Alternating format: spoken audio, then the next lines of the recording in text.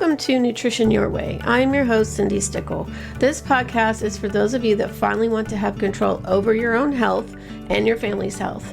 This is for you if you don't know what to eat to help your chronic illness or even your child's ADHD.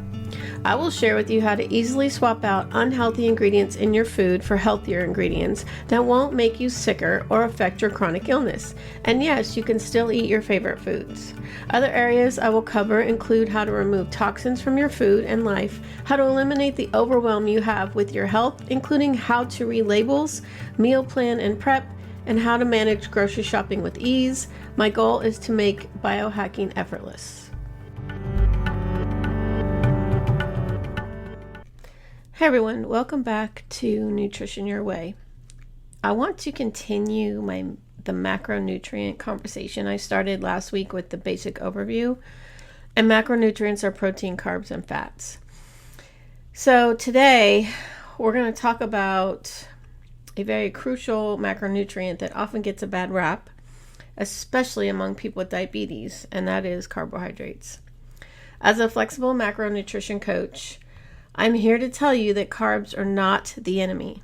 In fact, our bodies need carbs to survive and thrive. So why do we need carbs? Well, number one, for energy. Carbs are our body's preferred source of energy. When we consume carbs, they are broken down into glucose, which is the primary fuel for our cells. And this process begins when you eat it in the mouth, where the enzymes of our saliva start to break down the carbohydrate. And as that food moves through our digestive system, it is further broken down into simple sugars, which then are absorbed into our bloodstream. And then our bloodstream just transports it into the cells to produce ATP, which is the energy currency of the cell. ATP is essential for powering all cellular processes, from muscle contractions to nerve impulses. So anybody who works out knows what ATP is. And our brain in particular relies heavily on glucose for energy. In fact, the brain accounts for about 20% of our total energy expenditure, and it primarily uses glucose as its fuel source. This is why low-carb diets can sometimes lead to brain fog or difficulty concentrating. The brain isn't getting its preferred source of energy. And our muscles, they rely on carbohydrates for energy, especially during high-intensity exercise.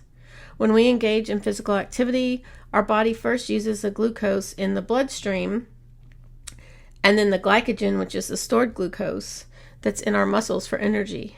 As we continue to exercise, our body starts to break down that stored fat for energy, but this process is slower and less efficient than using glucose. So it's important to note that not all carbs are created equal when it comes to providing sustained energy. Complex carbohydrates, like those found in whole grains, legumes, vegetables, are broken down more slowly, providing a steady stream of energy over time. Simple carbs, like those found in sugary snacks and drinks, are broken down quickly, leading to the rapid spike in blood sugar, followed by a crash. So while it's true that our bodies can use fat and protein for energy if necessary, carbohydrates are our body's preferred and most efficient source of fuel. So by including a balanced amount of carbohydrates in our diet, we can ensure that our brain, muscles, and other tissues have the energy they need to function at their best. So besides energy, why do we need carbs? Fiber. Number two is fiber. So many carbohydrate sources such as vegetables, fruits, and whole grains are rich in fiber. And of course, we all know fiber helps our digestive system stay healthy and can even lower cholesterol levels. So fiber is a type of carbohydrate that our bodies cannot digest. While it may seem counterintuitive that something that we can't ingest is important for our health, fiber plays several crucial roles in maintaining a healthy digestive system and overall well-being. So there are two main types of fiber, soluble and insoluble. Soluble fiber dissolves in water and forms a gel-like substance in our digestive tract. This type of fiber is found in foods like oats, barley, nuts, seeds, beans, lentils, and some fruits and vegetables. Insoluble fiber, on the other hand, does not dissolve in water and remains largely intact as it moves through our digestive system. This type of fiber is found in foods like wheat bran, vegetables, and whole grain. So both types of fiber are important for maintaining a healthy digestive system. Insoluble fiber adds bulk to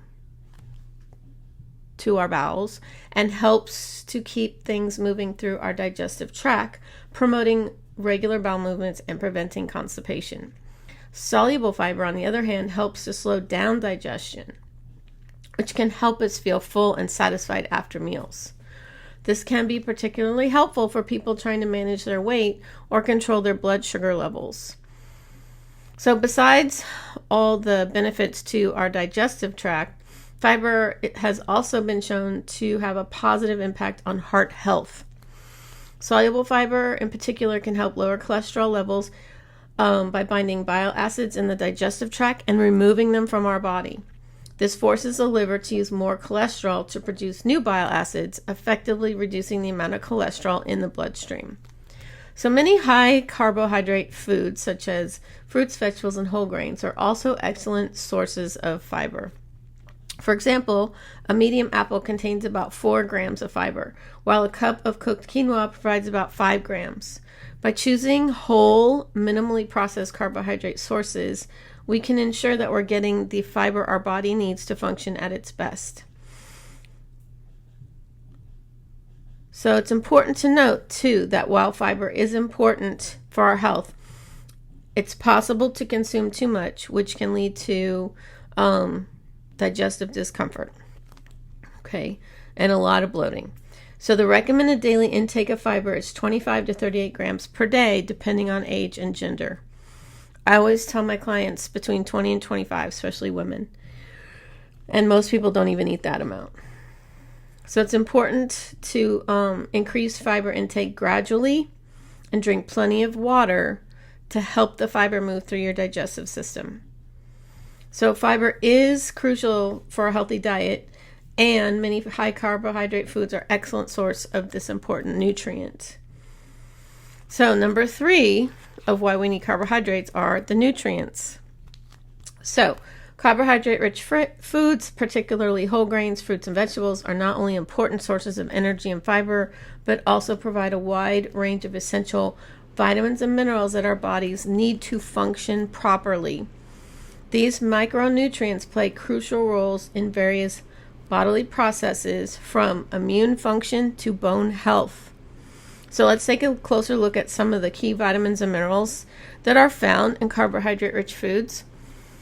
And these are not found in protein like meat. So people that are strictly on a carnivore, quote, diet, they're not getting the essential vitamins and minerals their body needs. So let's look at this. Vitamin B. We need that. It comes in like brown rice, whole wheat, or quinoa, and it includes B1, B2, B3, and B9. And these vitamins are essential for energy metabolism, nervous system function, and red blood cell production. Now, vitamin C, which is in many fruits and vegetables like citrus fruits, berries, kiwis, it's even in bell peppers and broccoli. This powerful antioxidant is important for immune function, collagen production, and iron absorption. And then vitamin A is the orange and yellow fruits, like sweet potatoes, carrots, mangoes, because they are high in beta carotene, which our body converts to vitamin A, which is good. It's super important for our vision, immune function, and cell growth and development. Then you have potassium. Okay, this mineral helps maintain healthy blood pressure, supporting muscles and nerve function, and regulates the fluid balance in the body. So it's fruits and vegetables like bananas, spinach, and potatoes are great for potassium. Then magnesium, whole grains, nuts, seeds, and leafy green vegetables. We need magnesium. Okay, this mineral is involved in hundreds of biochemical reactions in the body, including energy production, muscle and nerve function, and bone health.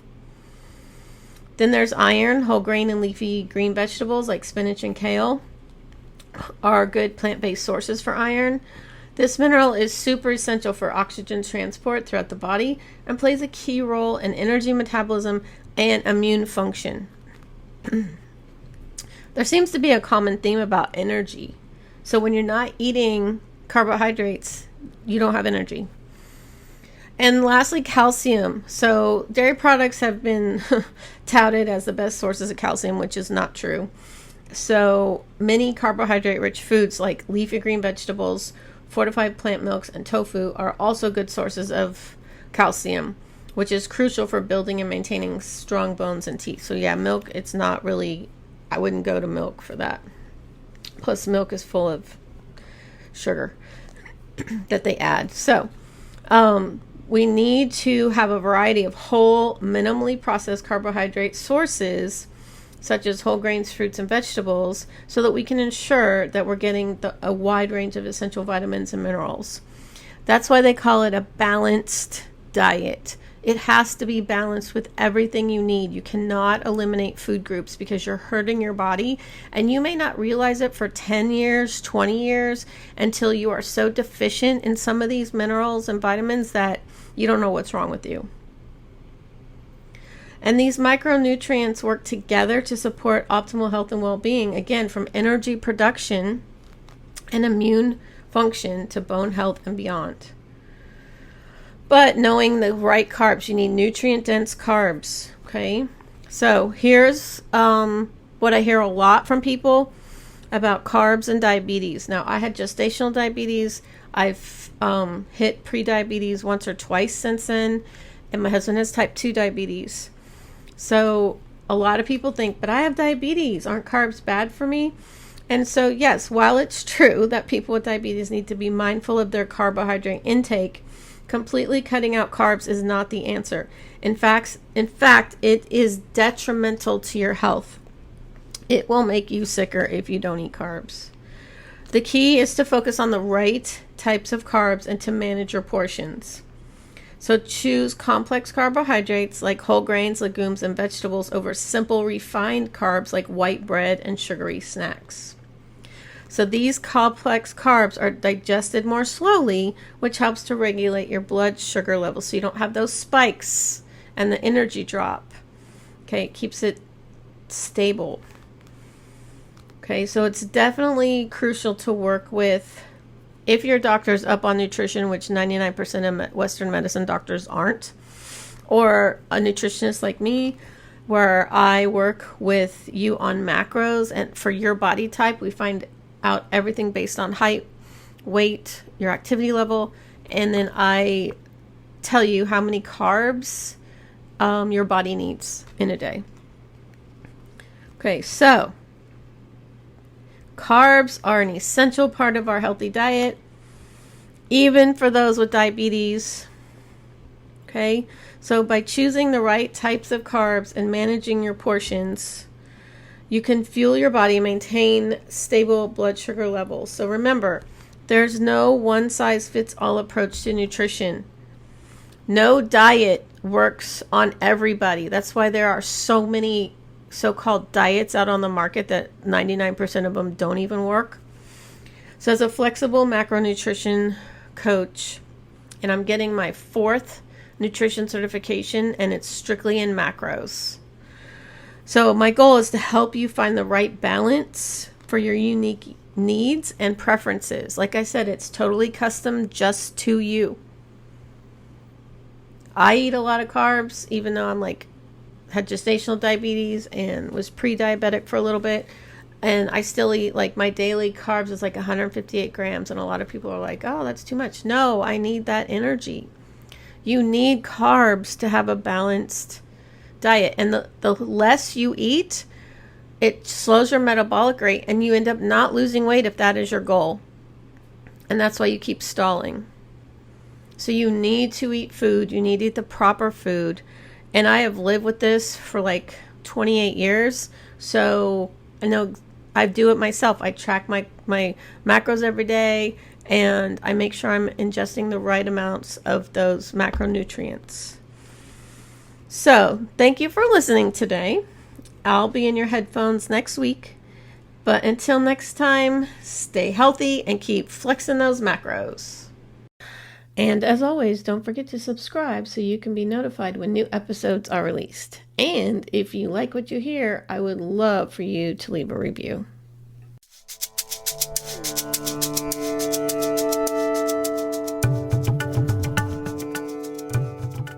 Thanks for listening today. I really appreciate you tuning in to the Nutrition Your Way podcast to learn about easy swaps, toxin-free nutrition, and how to biohack your family's health. Don't forget to subscribe here, and you can also follow me on Instagram at Cindi Stickle or my website cindystickle.com for the latest updates. Links are in the episode description.